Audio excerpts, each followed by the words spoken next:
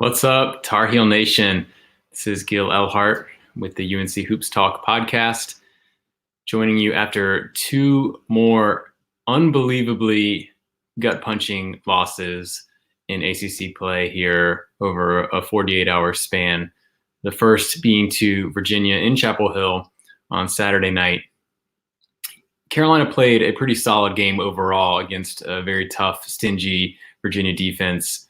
I thought that the team was mentally prepared for the grind of dealing with UVA, maybe slightly adapted to play more of UVA's style because they almost forced you into that with their pace of play and their pack line defense.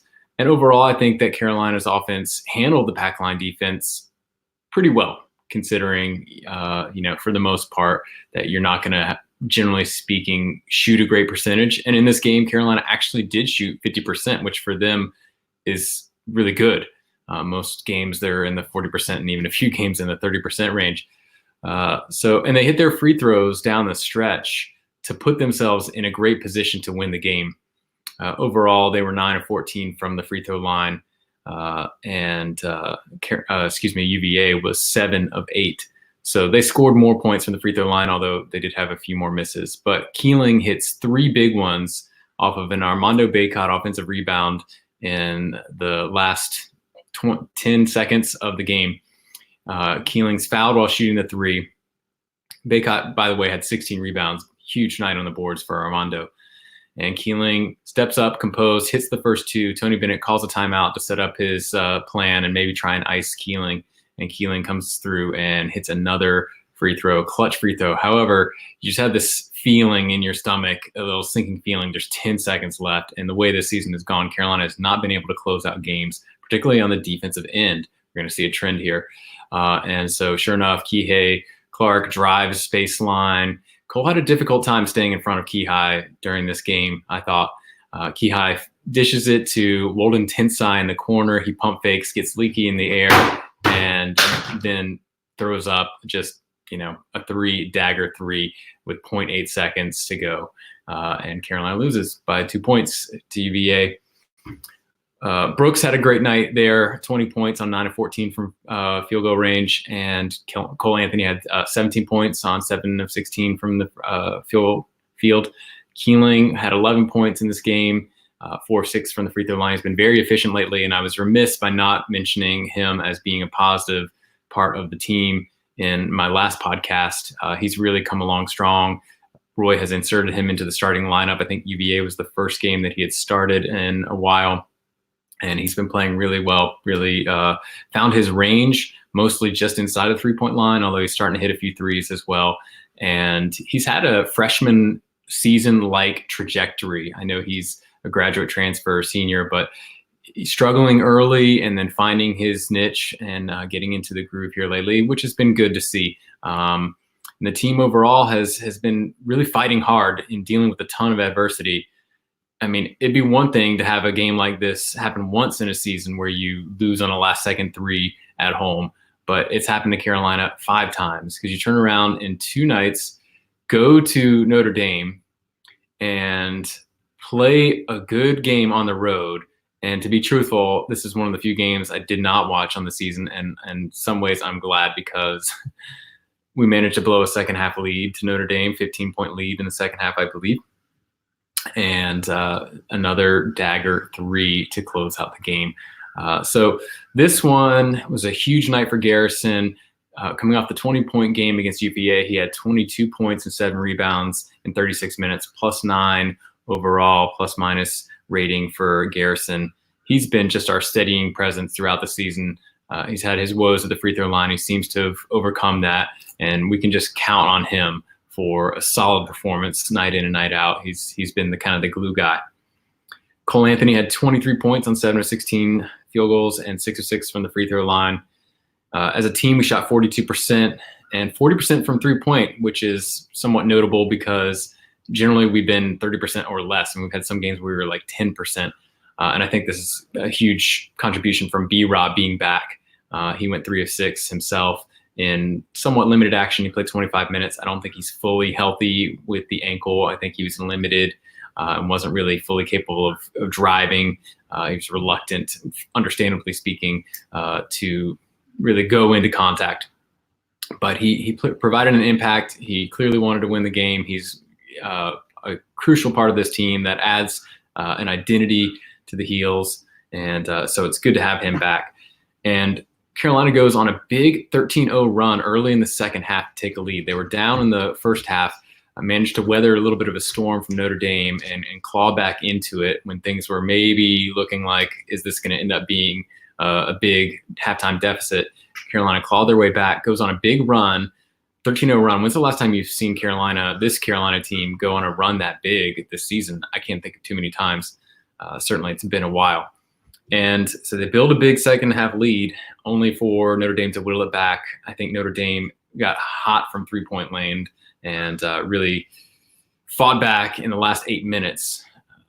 Carolina had a lead. I'm not sure if it was 12 points or what, but underneath of the 8-minute timeout, they were still holding on to that lead. And apparently they just got away from everything that they had been doing successfully up to that point in those last 8 minutes to let Notre Dame back in this game. And that's been the trend. That's been the issue when Carolina's had leads in games when you would normally expect them to win, to hold off the other team. The other team just gets what they want offensively. So I think it's somewhat of a defensive focus, maybe, that's allowing teams to get back into games. And I apologize if you hear my cat trying to get things like the blinds over my shoulder. Living with cats, man. So back to Carolina basketball. I apologize about that. Ultimately, Notre Dame has the ball down 2 and drives. Oh, well, I should go back a step because Carolina had the ball themselves up 2 with 30 seconds or so. And a bad offensive possession. Cole Anthony ends up launching a 3. It's an air ball. Leaky Black goes for the rebound. I think there was still time on the shot clock, ample time on the shot clock as well. It's probably a little bit of a premature shot. Looked to me that clearly Leaky was fouled. He was pushed as he went for the ball. The contact there, I think you would call that as a foul. 100% of the time, the rest of the game, it's not called in this situation. As a result of being pushed, as Leaky gets the ball, his foot is on the line, and he throws it off the Notre Dame player, but under review, they see that Leaky Black has the ball, and he's out of bounds. So they can't review that there was a foul there, and of course they wouldn't. And so Notre Dame gets the ball. They drive and miss. They get the offensive rebound, dish it back out, and Laszewski ends up hitting a 3 with 2.4 seconds. Well, at 1.8, they ended up adding a few seconds back onto the clock.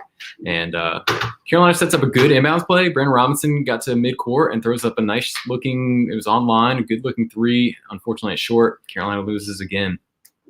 And it's just, there's hardly anything else you can say at this point. Just all these threes that have allowed the other teams to either tie the game or win the game in the last minutes, but particularly in the last seconds. I mean, Walden Tensai with Virginia, 0.8 seconds. And then Laszewski with 1.8 seconds. And then, you had Clemson with, in the final second, and Duke hitting their last second buzzer beaters. It's unbelievable. Other teams are shooting something like 70% in crunch time against Carolina down the stretch, and our shooting percentage is just torrid. So that's been the story here in these close games, that Carolina can just not close out. And it's a broken record that all of us as Carolina faithful want to see stop. And it's amazing. I mean, when the 3 went in, and I watched the UVA game on a replay actually, but I didn't know remarkably the outcome. When that 3 went in, I actually kind of smiled and laughed because I was like, of course that would happen again this season. Just unreal. I mean, one of those can't hit back iron. One of those can't rim out. It's unbelievable that all these threes in the closing seconds for the opposition are just nothing but net. And it's going to happen as Carolina fans. I mean, I went back on Twitter after the Notre Dame game and I saw these tweets from Carolina fans like, we're going to lose, aren't we? And that was with plenty of time remaining, or short bit amount of time remaining in the clock. So unbelievable season, the way this is shaken down. And I think there's some hope from the standpoint that we're losing so many close games now.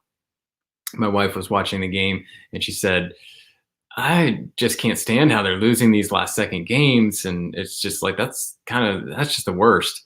And I was like, yeah, it really does suck the life out of you. But to me, the performance against Wake Forest was way worse.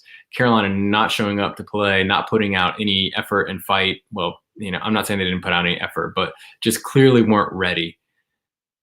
That is like almost intolerable. I don't want to watch it. Within 10 minutes of the game, I'm already starting to like scroll on my phone and just kind of keep an eye on the game because I know it's already over.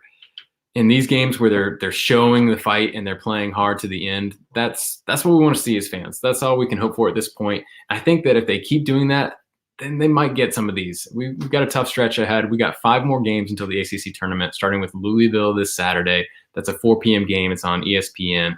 And then we got NC State coming to Raleigh on Tuesday the 25th, 9 p.m. game. Syracuse after that, Wake Forest after that, and then at Duke. That's our remaining schedule.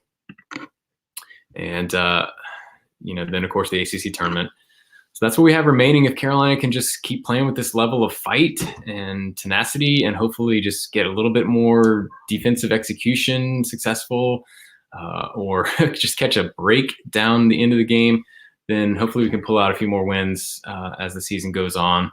And who knows? I mean, at the very least, whether or not things work out positively for the rest of the season, whether we get some wins, I think that because we lost so many close games, we can expect hopefully a big turnaround for next season. At this point, that's what we have to look forward to. Carolina is going to have to fight really, really hard to try and get back to a winning record to close out this season. Can they do it? Let's hope. Let's pull for it as fans. That's all I got. There's not much else to say at this point. A couple more dagger 3-point shots to give us gut-punching losses back-to-back. Unbelievable against UVA and then against Notre Dame. Sends us into a road game at Louisville. I mean, probably nobody's expecting us to win that. Wouldn't it be sweet if we pulled that one out? Let's go, Heels. Let's do it. All right, everybody. That's all I got today. Thanks so much for tuning in. Hope to see you guys again in about a week or so. Go Heels.